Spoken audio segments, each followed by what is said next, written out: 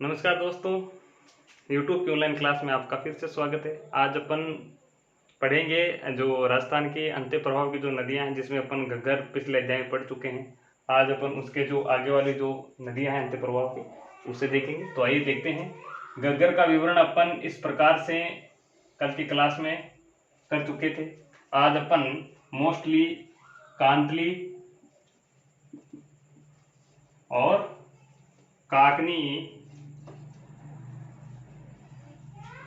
और इसके बाद में दो तीन नदियां और है, वो भी ले लेंगे। सबसे पहले आज अपन देखेंगे कांतली।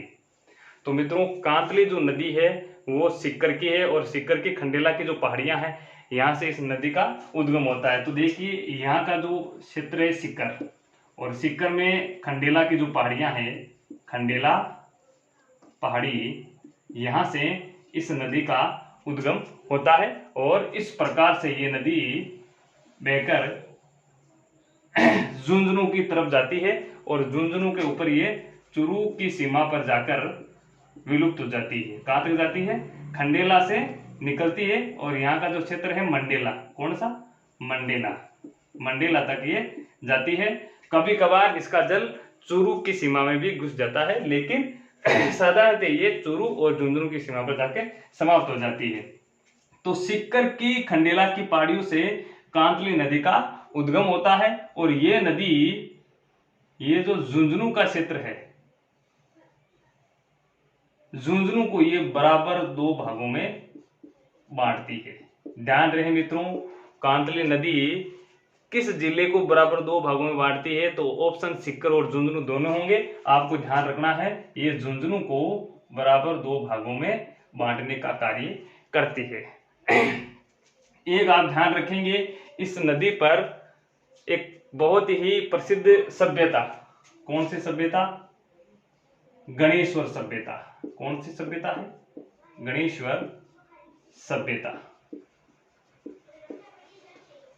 गणेश्वर सभ्यता स्थित है, और इस सभ्यता को ताम्रयुगीन सभ्यताओं की जननी कहा जाता है। ताम्रयुगीन सभ्यताओं की जननी, सभ्यताओं की जननी। ध्यान रहे, ताम्रयुगीन सभ्यता आहार सभ्यता को कहते हैं, और ताम्रयुगीन सभ्यताओं की जननी गणेश्वर सभ्यता को कहते हैं, जो कि कांतली नदी पर अवस्थित थी या पनपी थी।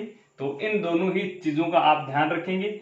इस सभ्यता के बारे में जब अपन सभ्यता पढ़ेंगे उस समय इसकी चर्चा कर लेंगे, लेकिन मोस्टली अपने को इतना ही ध्यान रखना है, सीकर के खंडेला की पहाड़ियों से निकलती है, और झुंझुनू के मंडेला, जो झुंझुनू और चुरू का बीच का जो क्षेत्र है सीमा, वहां पर मंडेला क्षेत्र पर जाकर ये विलुप्त हो जाती है, और इस पर ये गणेश्वर सभ्यता है, जिसे ताम्रयुगीन सभ्यताओं की जननी कहा जाता है।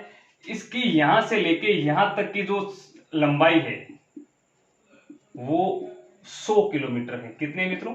100 किलोमीटर।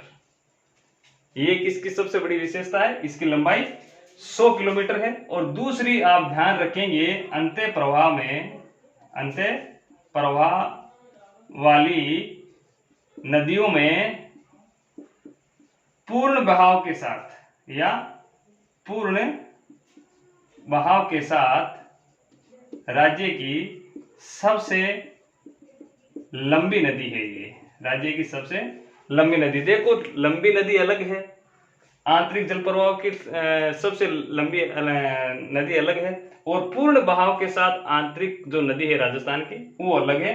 तो सबसे लंबी जो नदी है आंतरिक प्रवाह की वो घग्गर है, लेकिन पूर्ण बहाव के साथ में कांतली है, जिसकी लंबाई 100 किलोमीटर बताई जाती है। तो खंडेला मंडेला आप ध्यान में रखेंगे। कांतली नदी पर गणेश्वर सभ्यता है, इसको भी आप ध्यान में रखेंगे, और झुंझुनू को ये बराबर दो भागों में बांटती है। मित्रों, एक इस बात का भी ध्यान रखेंगे, इसका जो ये भाग है, इसका ये जो क्षेत्र है इस नदी का, इस नदी के क्षेत्र को तोरावाटी कहा जाता है। क्या कहा जाता है? तोरावाटी क्षेत्र कहते हैं। तो आप इन मोस्टली बातों का ध्यान रखेंगे। ये नदी कांतली जो नदी है ये झुंझुनू को 2 बराबर भागों में बांटती है। कनिष्क सभ्यता इसमें अवस्थित है, जिसे ताम्रयुगीन सभ्यताओं की जननी कहा जाता है। इसकी पूरी जो लंबाई है वो 100 किलोमीटर है और अंत्य प्रवाह वाली नदियों में पूर्ण बहाव के साथ में राजस्थान की सबसे लंबी नदी है और उसका जो क्षेत्र है, जो बहाव है, इसको तोरावाटी कहा जाता है। नंबर 2 काकनी। काकनी दूसरा नाम इसका काकनी मिलता है। स्थानीय भाषा में इसे मसूरदी कहा जाता है। क्या कहते हैं? मसूरदी। तो ये तीनों ही नाम इसके प्राय है और काकनी और मसूरदी नाम इसके उपनाम हैं, तो इसका भी आप ध्यान रखेंगे। ये नदी जैसलमेर के कोठारी गांव से निकलती है। कहां से निकलती है? कोठारी गांव से। ध्यान रहे मित्रों, ये नदी राजस्थान के कोठारी गांव से निकलती है और ये नदी इस प्रकार से बहती हुई एक गांव है यहाँ पर, रूपसी गांव। कौन सा गांव है? रूपसी गांव। इस रूपसी गांव के अंदर बुज झील का निर्माण करती है। किसका? बुज झील का निर्माण करती है। बुज झील का निर्माण रूपसी गांव में काकनी नदी करती है। इसके बाद में यहां पर एक क्षेत्र है जैसलमेर का, मिठा खाड़ी। कौन सा? मिठा खाड़ी।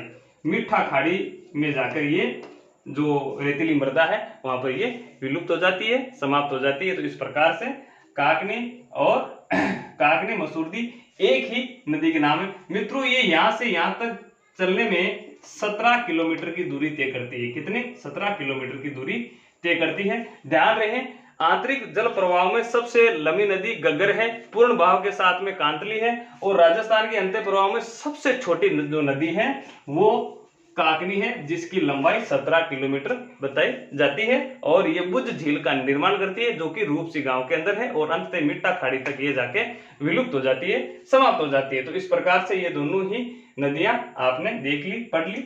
इसके बाद में आगे का जो क्षेत्र है वो देखते हैं। मैं थोड़ा सा यहां से हटा रहा हूं इसको, आप चाहे तो इसका स्क्रीनशॉट ले लें।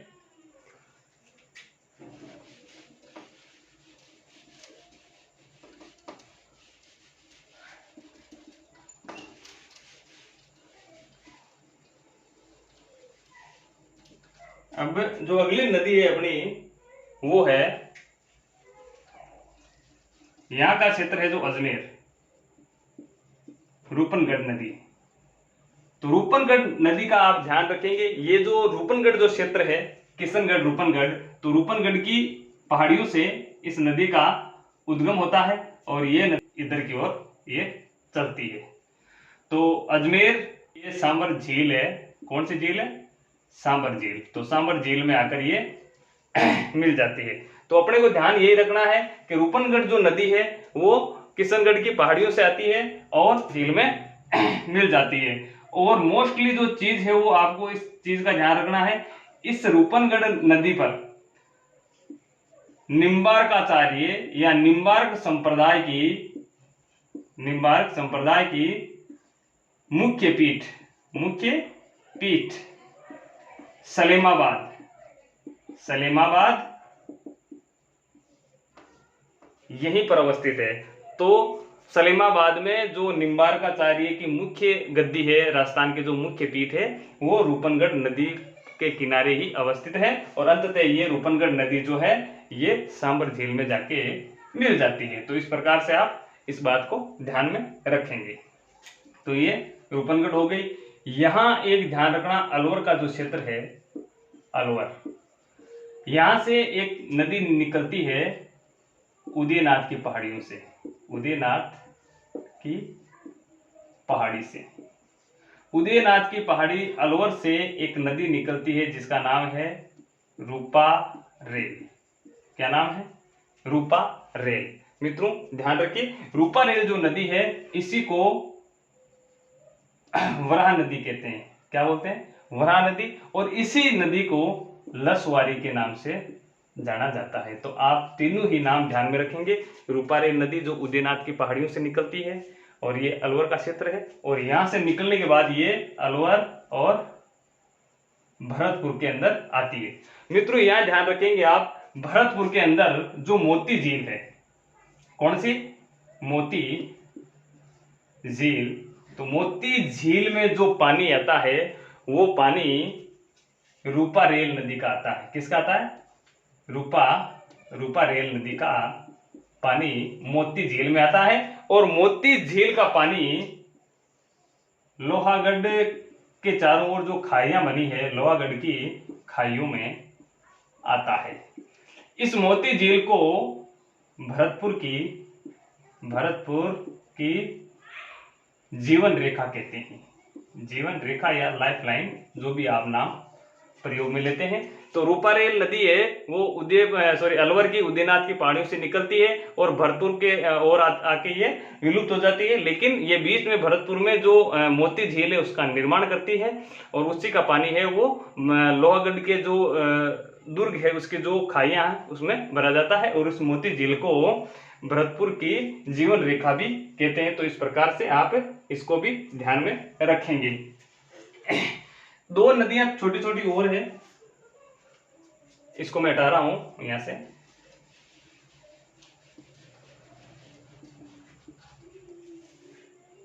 एक तो है मैनथा और दूसरी है साबी। ठीक है मित्रों, ये अपना जयपुर क्षेत्र है। शब्द थोड़े से छोटे लिख रहा हूं मैं ताकि यहां पर थोड़ा सा जगह का अभाव है। तो यहां पर जयपुर में एक जगह है मनोहरपुरा की पहाड़ियों से एक नदी निकलती है जिसका नाम है मैनथा।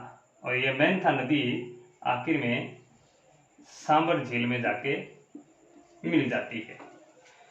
सांबर झील में मिलती है, जयपुर के मनोहरपुरा की पहाड़ियां से निकलती है और ये कुछ नागौर का एरिया भी कवर करती है। नावा, कौन सा?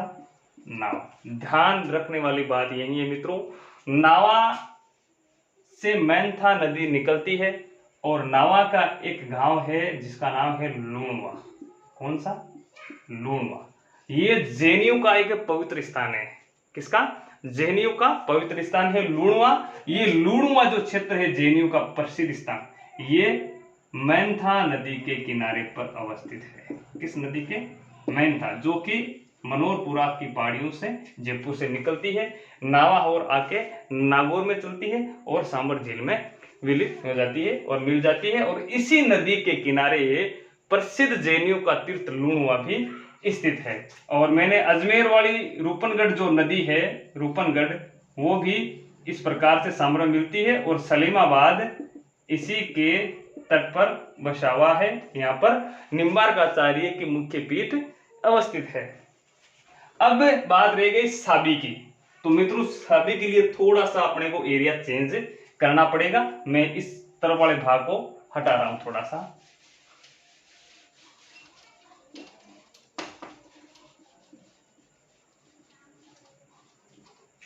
ध्यान रहे, जयपुर की ही एक पहाड़ी है जिसका नाम है सेवर की पहाड़ियां। कौन सी पहाड़ी? सेवर की पहाड़ी। इस पहाड़ी से साबी नदी निकलती है। कौन सी मित्रों? साबी नदी। सेवर से साबी नदी, यहां से कौन सी नदी निकल रही है? साबी नदी। सेवर की पहाड़ियों से साबी नदी निकल रही है। अब ये सेवर की पहाड़ियों से निकलकर अलवर की ओर जाएगी। आप यहां ध्यान रखेंगे, सबसे जो मेन इंपॉर्टेंट चीज है साबी की, एक तो इसका नाम साहिबी है। आप कंफ्यूज मत हो जाना, साबी और साहिबी एक ही नदी का नाम है। ये सेवर की पहाड़ियों से निकलती है और अलवर की ओर जाती है। और अलवर के लिए एक तथ्य आप ध्यान में रखेंगे, ये अलवर की सबसे बड़ी नदी है। ये अलवर की सबसे बड़ी नदी है। अलवर की सबसे बड़ी नदी साबी नदी है। इसके बाद में ये नदी सीधे हरियाणा की सीमा में घुस जाती है। आप जानते हैं ये हरियाणा का क्षेत्र है, तो ये हरियाणा में घुस जाती है और गुड़गांव में चली जाती है। गुड़गांव में जाती है। गुड़गांव के अंदर एक झील है। कौन सी झील है? जिसका नाम नफजगढ़ बताया जाता है। नफजगढ़ झील के अंदर जाकर ये विलीन हो जाती है, इसके अंदर चली जाती है। तो नफजगढ़ झील के अंदर चली जाती है। कुछ किताबें मैं ये नहीं कह रहा हूँ ये सही है, कुछ किताबें ये भी बताती है ये पटौदी नामक स्थान पे जाके समाप्त हो जाती है, खत्म हो जाती है। कुछ किताबें ये भी बयानित करती है कि ये पटौदी जो नामक स्थान है हरियाणा का, वहां जाके ये समाप्त हो जाती है। और कुछ गाइडें ये बताती है ये नफसगढ़ झील का अंग बन जाती है। तो आपको दोनों ही चीजों का ध्यान में रखना है। साबी हो गई आपकी जो सेवर की पहाड़ियों से निकलती है और अंत में हरियाणा के गुड़गांव के पटौदी स्थान पर जाके समाप्त हो जाती है। साबी जो है वो सेवर की पहाड़ियां जयपुर से निकलती है और सांबर झील में आके मेंथा जो है ये जयपुर की मनोरपुर की पहाड़ियों से निकलती है। और लूणवा जो प्रसिद्ध गांव है वो इसी के तट पर बसा हुआ है और आखिर में ये सांबर झील में आके मिल जाती है। और रूपनगढ़ जो है इसी नदी के किनारे सलीमाबाद जो निम्बार्काचार्य की मुख्य पीठ है वो इसी पे अवस्थित है और आखिर में ये भी सांबर झील में आके गिर जाती है। और इस प्रकार से खारी और खंडेला ये भी दो नदियां हैं जो जयपुर से आके सांबर के अंदर विलीन हो जाती है। इस प्रकार से आप इन नदियों का ध्यान रखेंगे। लंबाई की तो इनकी कोई ज्यादातर ऐसा पूछा नहीं जाता है, लेकिन ये मोस्टली जो चीजें हैं ये आपको ध्यान में रखनी है। एक चीज और है मित्रों, ये जो साबी नदी है, इस साबी नदी पर एक प्रसिद्ध सभ्यता है और वो सभ्यता है जोधपुरा। साबी नदी के तट पर या साबी नदी के किनारे जयपुर में, कहां पे? जयपुर में जोधपुरा। कितना अटपटा लग रहा है। जोधपुरा सभ्यता जोधपुर में नहीं बल्कि जयपुर में है। और जयपुर की ये जोधपुरा सभ्यता हाथी दांत के लिए जानी जाती है। यहाँ पर हाथी दांत के अवशेष बहुत ज्यादा मिले हैं। देखो सभ्यता की जो विशेषता है वो अपन सभ्यता पढ़ेंगे तब बताएंगे, लेकिन हाथी दांत के लिए ये सभ्यता जानी जाती है जो जोधपुरा जो साबी के तट पर है और जयपुर का ये भाग है, ये जयपुर की सभ्यता है। तो साबी सेवर की पहाड़ियों से गुड़गांव की ओर चली जाती है, जयपुर से जो मनोरपुर की पहाड़ियों से मेंथा निकलती है, ये सांबर झील का अंग बन जाती है। रूपनगढ़ से यहाँ से ये सलीमाबाद होते हुए सांबर में आके गिर जाती है। और रूपारेल जो नदी है वो जोधपुर की भरतपुर की मोती झील के अंदर आती है। और इस प्रकार से ये नदियां अपने अंत्य प्रवाह की जो सारी नदियां हैं वो हो गई है। आप चाहे तो इसका स्क्रीनशॉट ले लें। तो इस प्रकार से अपनी जो अंत्य प्रवाह की जो नदियां हैं वो आज सारी हो गई। गग्गर हो गई अपनी, गग्गर के उपनाम वगैरह डिटेल में सारी चीजें बता दी थी। उसके बाद में काकने जो नदी है, काकनी नदी है, मसूरदी है, कोठारी गांव से निकलती है, बुझ झील का निर्माण करती है, रूपवासी गांव के अंदर अंततः मीठा खाड़ी तक आती है। अंत्य प्रवाह में सबसे छोटी नदी है, 17 किलोमीटर बहती है। कांतली जो कि खंडेला सीकर के पहाड़ियों से निकलती है, 100 किलोमीटर की दूरी तय करके चूरू और झुंझुनू की सीमा तक जाती है। झुंझुनू को 2 भागों में बांटती है, 100 किलोमीटर की दूरी तय करती है, जिस पर एक गणेश्वर सभ्यता भी है जिसको अपन ताम्रयुगीन सभ्यताओं की जननी भी कहते हैं। और इसके बाद में मेंथा और साबी और रूपारेल नदियों को भी आप ध्यान में रखेंगे। इस प्रकार से आज का जो अपना टॉपिक था अंत्य प्रवाह वो समाप्त हुआ। कल अपन अपने जो अरब सागर की ओर जाने वाली जो नदियां हैं उसके बारे में चर्चा करेंगे। तब तक के लिए अपना ध्यान रखें, सुरक्षित रहें। जय हिंद, जय भारत।